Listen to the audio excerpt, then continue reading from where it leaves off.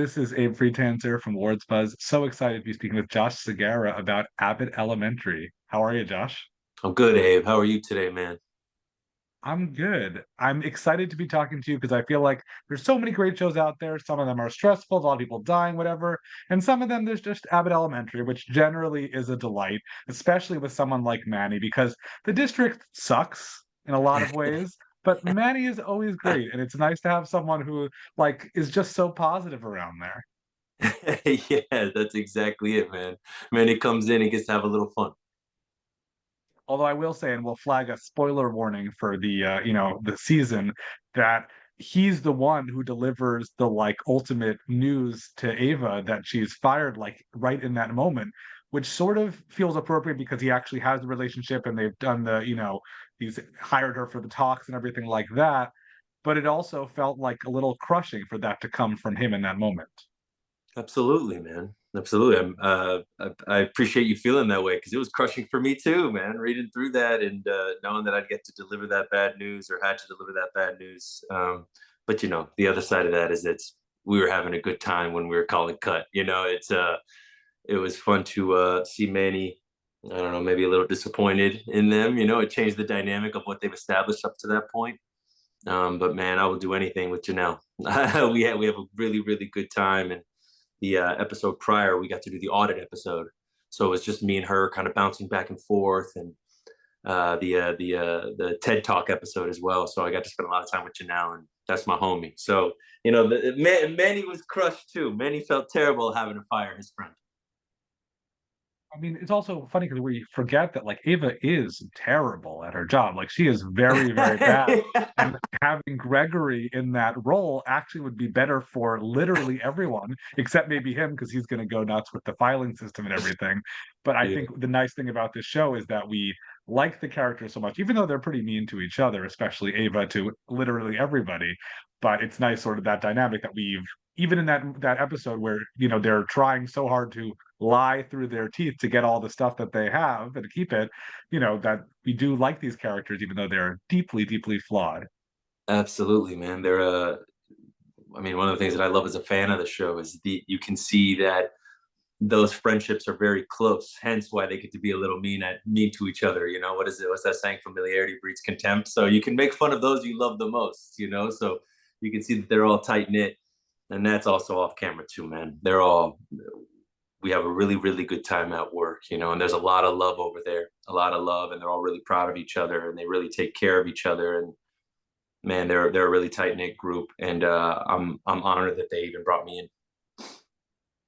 It's also fun to think of Quinta just as, a writer and someone so much behind a lot of the show, and the fact that she writes for herself this role that is mocking her at every turn. But I feel like her chapter at the district was actually a very positive one because, like Gregory, she gets to see that she's good at something. And even if, like with him, she can't accomplish all of it because of the bureaucracy in place and whatever rules and all that, it's nice to see a win for her every once in a while because of how much she's constantly, this character is constantly suffering at the hands of others. Agreed. That was something that we definitely, she laid down I mean, such an easy groundwork to follow. With what that show is that I trust that writing team, and I just love watching her mind work throughout the day. Like we'll be in the middle of a scene, and they call cut, and then you've got somebody run up and say, "All right, Quinta, in episode 5 that we shot 4 weeks ago, in episode 5, scene 3, we've got this edit, this edit. Where do you want to finish that edit? Should we, oh, let's end it on this and this. Like, okay, great, good idea. All right, and rolling and action, and you just see her mind, like that's her genius at work. So, like you were saying on screen, it's been very fun to be the catalyst to have a little bit of fun with her, and the big Teagues at the district, that whole storyline. I mean, we were just laughing our way through it, just cracking jokes, her sitting in the office and me and Ben outside the window just screaming, the big Teagues, and it cut. And it was just yeah, I just agreeing with you, man. I love seeing Janine win, but that's, I think, because I love seeing Quinta win. Who do you feel like you haven't had a chance to really work with, who you would love to get to in the future? Oh man, I will tell you that I've gotten to play with all of them. But any chances that I get to really interact with any of that cast, to me, is fun. Like, I was very thankful that I had that whole episode with Ava, with Janelle, that interaction that I get to have with Tyler when I say to him, I'm like, yo, I heard you guys are an item now. You have my blessing. Or when he's at the bar and he's freaking out about us at dinner, or he thinks we're on that date. What was funny about that episode was that if you look at the structure of how we shot it, they were on the other side of the bar and we were at our table on our side of the bar. So, we'd call cut and we'd go, get a coffee and we'd eat a donut and relax. But I had no idea what they were doing on their side of the bar. So when I watched the episode, I was watching it as a fan for the first time. Him holding that bottle, him freaking out, him screaming at the top, trying to shut down the bar, and we just had a really good time. But man, all of them, I had a chance to work with all of them. Even that day, even with Zach Fox, I'd only worked with him one day, and it was at that bar scene. And me and Zach just were laughing our butts off that night, man. So I'm just such a big fan of all of them, and they're just such cool cats, man. And Abbott is such a popular show. I imagine you encounter fans in the wild, and I'm curious if they're like the district bad, or they're like, hey, great. No, they don't give me any rough district talk. Everyone's showed a lot of love, So I've got three little guys, and one of them is in elementary school, one is in the preschool. So a lot of the teachers watch the show, and if anything, we get to have morning catch-ups. Hey, yeah, Manny popped up last night. Oh yeah, what's up? What's going on? And how come Manny at the gym just the other day? Somebody had watched that episode. He's like, yo, how come Manny fire Ava, bro? I was like, I know, man, but he was torn up about it. Don't worry, he was hurting too.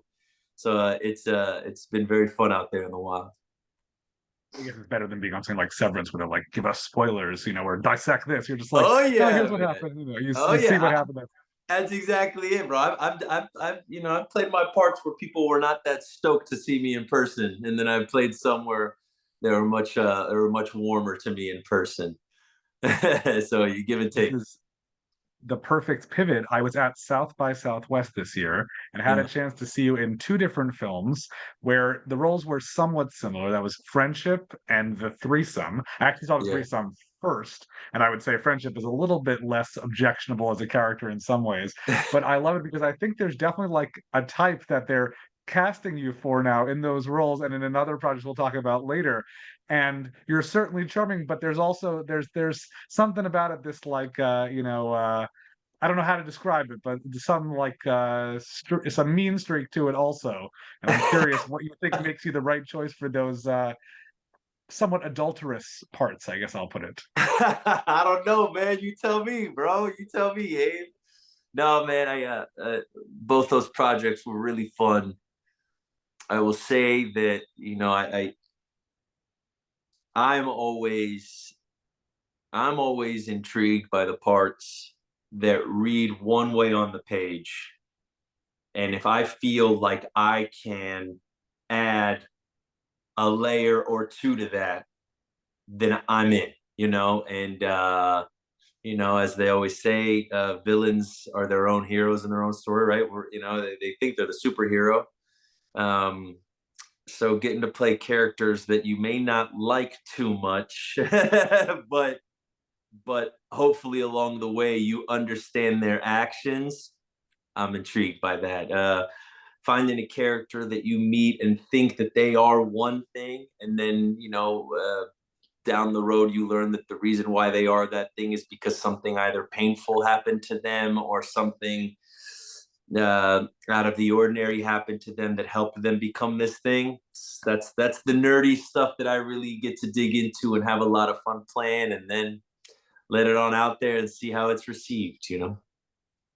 It was also fun. Friendship was the third Kate Mara movie that I saw at South by Southwest this year because she had the astronaut and the Dutchman. Those three roles could not be more different, and it's fun because Friendship is like her at her most relaxed, which is nice. Yes, yes, dude. She's such a legend. She was so cool.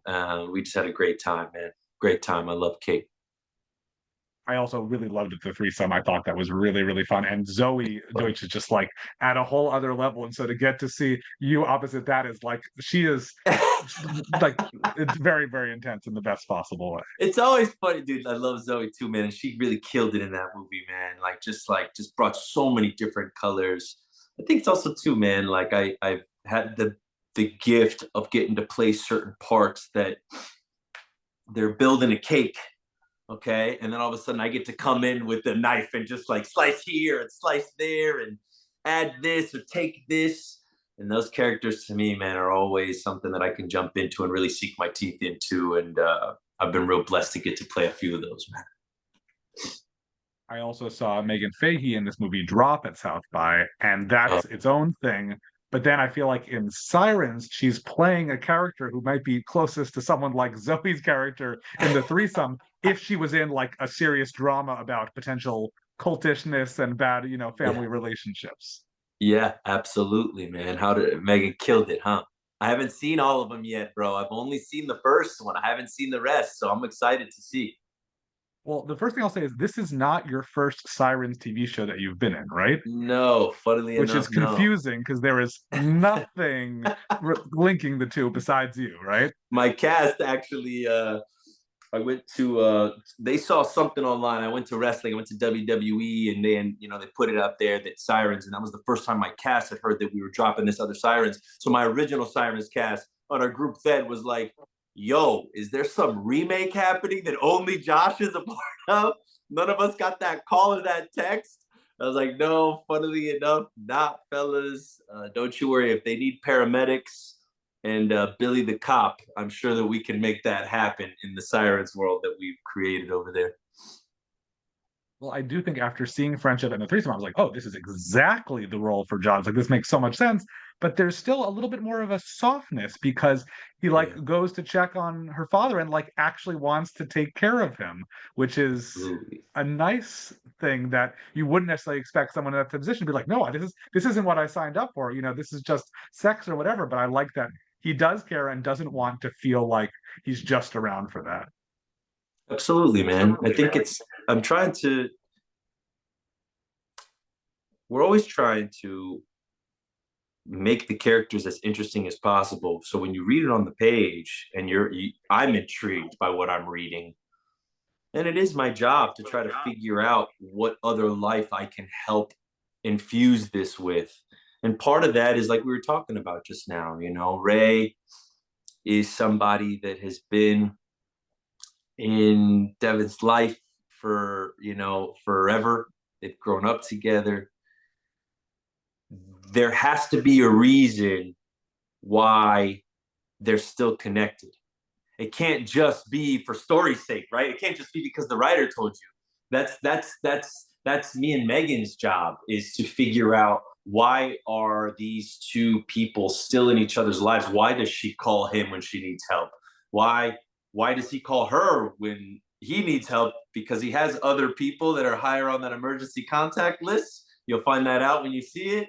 Uh, uh, but they're still connected, and that's the homework, right? That's the fun part, is trying to figure out what that relationship is. And part of that to me is, okay, the same guy that still really cares for his homie, for his girl, will probably also really care deeply about her dad, and that you can't have that disconnect, or else I would be watching, and at the end be like, man, he seems like there's something else there, but how come he just left dad high and dry? How come he just left her high and dry?